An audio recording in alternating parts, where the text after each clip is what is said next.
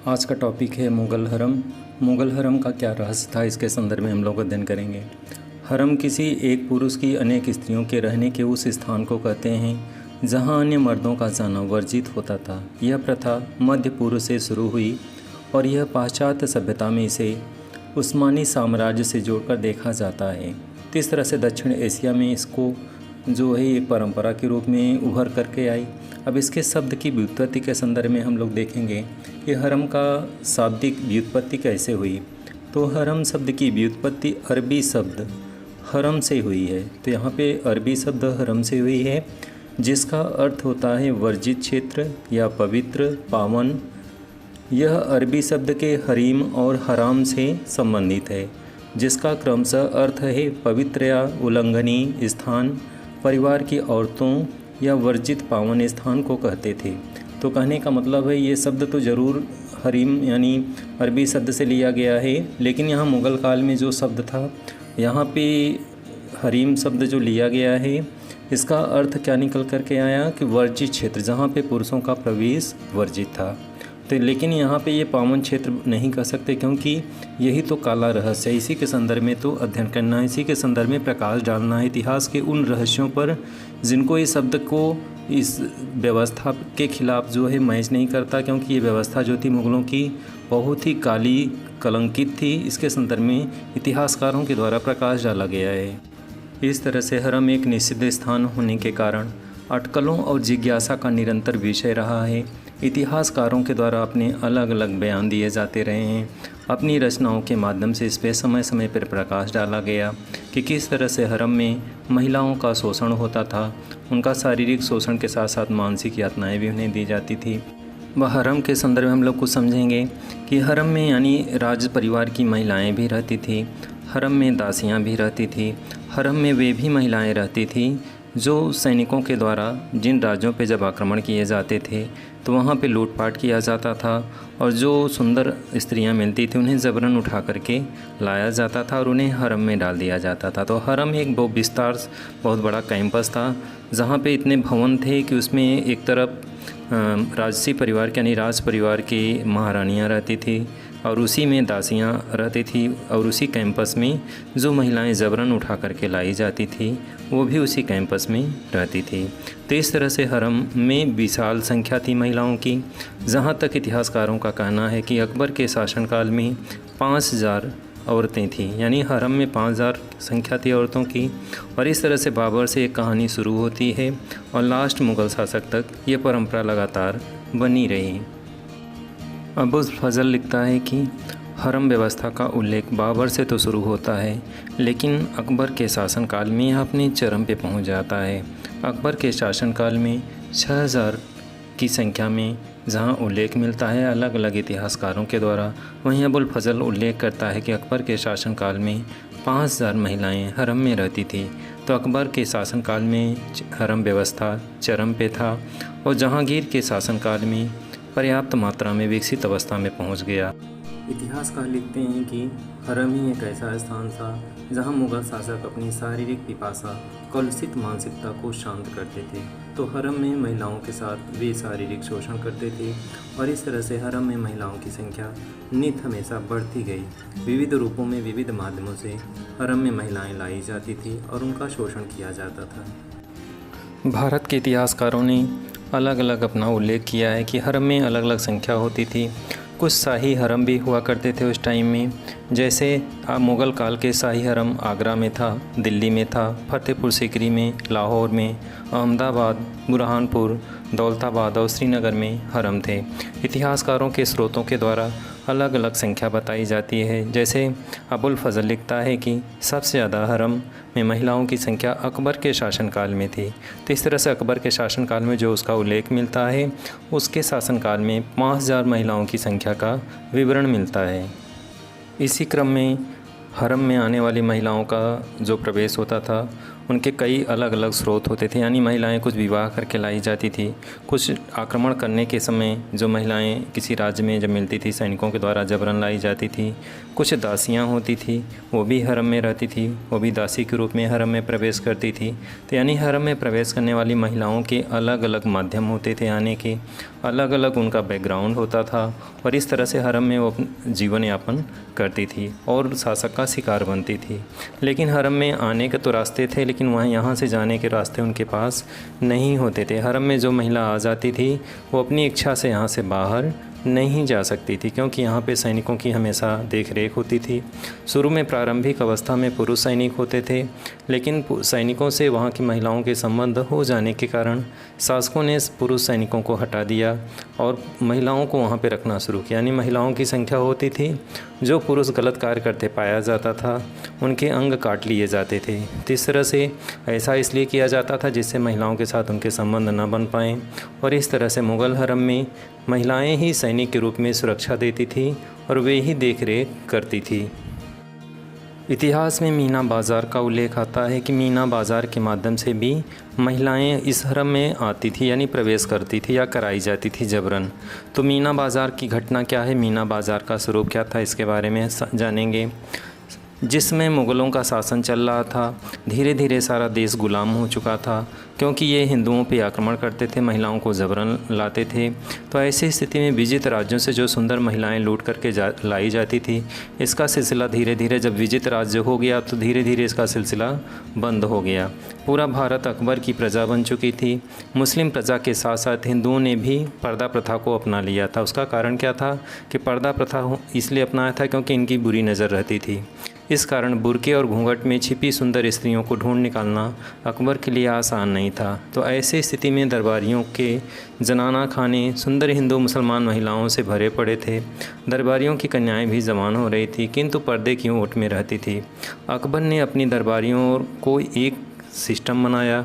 उसने राजधानी में मीना बाज़ार लगाने की परंपरा की शुरुआत की। उसके पीछे उसकी एक चाल थी, यानी उसने राजधानी में मीना बाज़ार लगवाने की व्यवस्था प्रारंभ की। अब इस मीना बाज़ार के लगवाने के पीछे उसके उद्देश्य क्या था, इसको समझेंगे। अकबर ने आगरे के किले के सामने मैदान में मीना बाज़ार लगाने की परंपरा शुरू की। शुक्रवार को सभी पुरुष वर्ग 5 बार नमाज पढ़ते थे, उसमें व्यस्त रहते थे। इस दिन किले के आसपास पुरुषों का प्रवेश वर्जित होता था। सारे मैदान में महिलाएं दुकान सजाकर बैठती थीं और महिलाएं ही ग्राहक बनकर यहाँ पे आ सकती थी। इस बाज़ार में पुरुषों का प्रवेश वर्जित था, यानी पुरुष इस बाज़ार में नहीं आ सकते थे।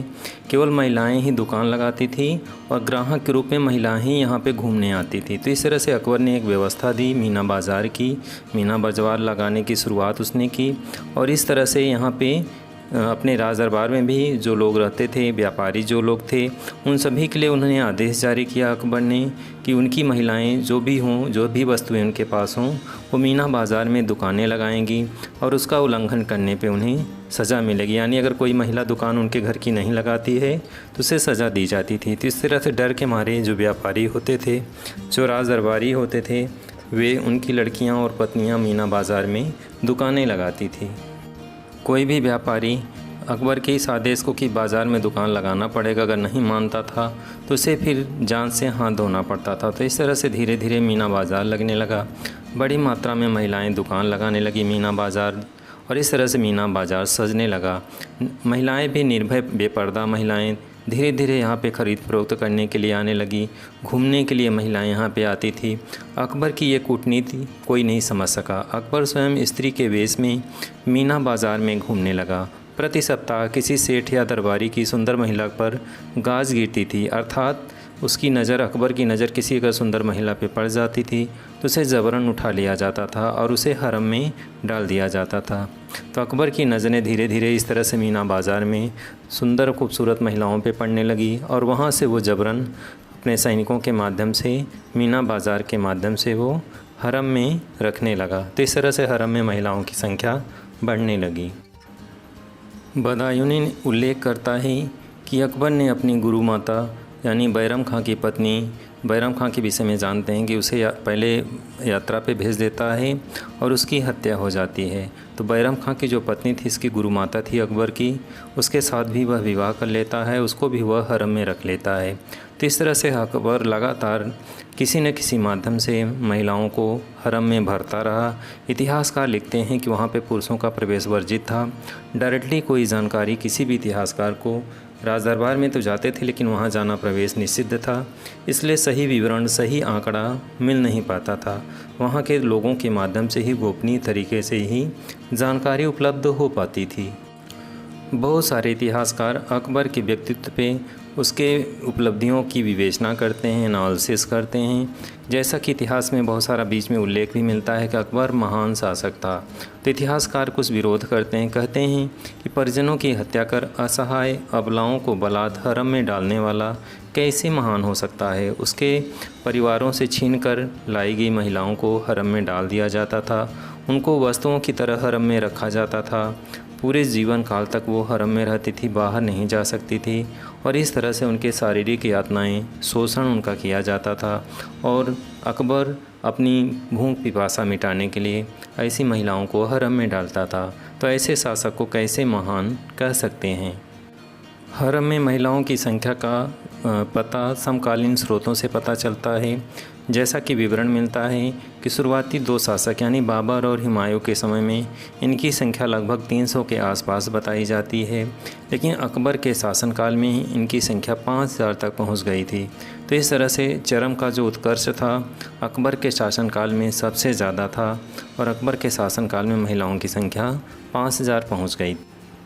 इस टाइम में यानी समकालीन समय में राजपूत शासक भी हरम की व्यवस्था किए हुए थे। इसी का उल्लेख आया है कि समकालीन जो शासक थे अबुल फजल इसी क्रम में उल्लेख करता है कि राजपूत शासक मान सिंह के हरम में 1500 महिलाएं थी, यानी उसके हरम में 1500 महिलाएं थी, और वो भी अपने यहाँ इस तरह से महिलाओं को प्रवेश करता था।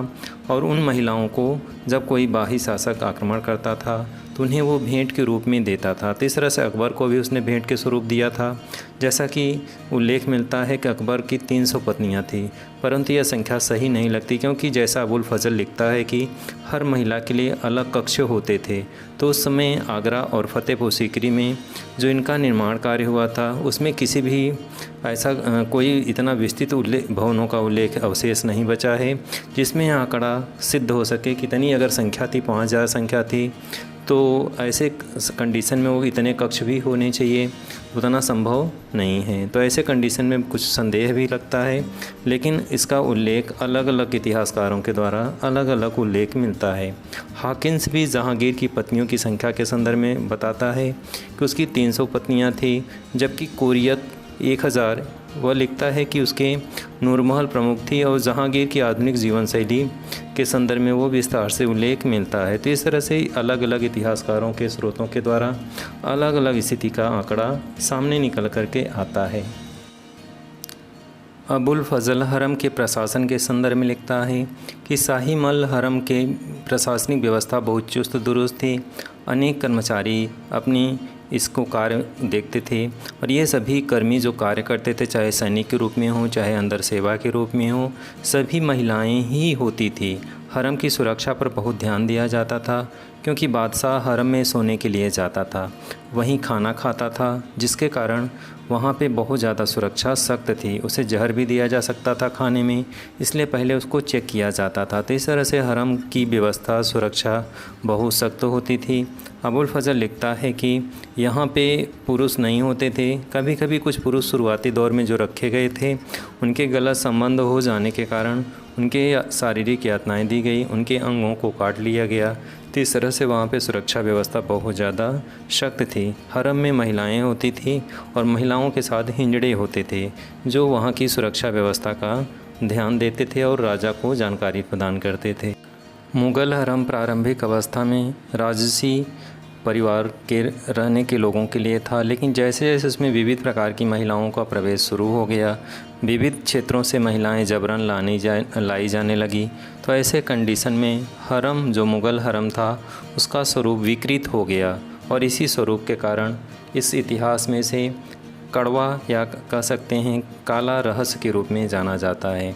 कहते हैं मुग़ल कालीन हरम जो ऐसी एक व्यवस्था थी जिसमें एक प्रवेश में यानी किसी भी पुरुष को प्रवेश करना वर्जित था।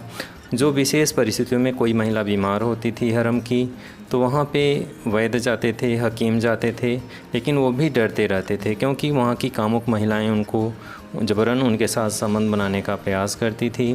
तो ऐसे कंडीशन में जो सैनिक होते थे वे आसपास ही खड़े रहते थे। तो इस तरह से हरम में किसी भी पुरुष का प्रवेश वहाँ पे जाना वर्जित था। 5000 की संख्या में महिलाएं होती थी, लेकिन पुरुष वहाँ नहीं होते थे, ना ही उन्हें जाने दिया जाता था। केवल शासक जाते थे और उन महिलाओं का उपयोग केवल इतना किया जाता था कि उनका शारीरिक शोषण होता था, या फिर जब युद्ध होता था तो युद्ध के पश्चात जो सेनापति होते थे, विशेष व्यक्ति उनके होते थे, उनको उपहार स्वरूप वो महिलाएं दान में दे दी जाती थी या उपहार स्वरूप प्रदान कर दी जाती थी। तो इस तरह से उनका महिलाओं का उपयोग गलत तरीके से किया जाता था, उनका शोषण होता था, शारीरिक यातनाएं उन्हें मिलती थी।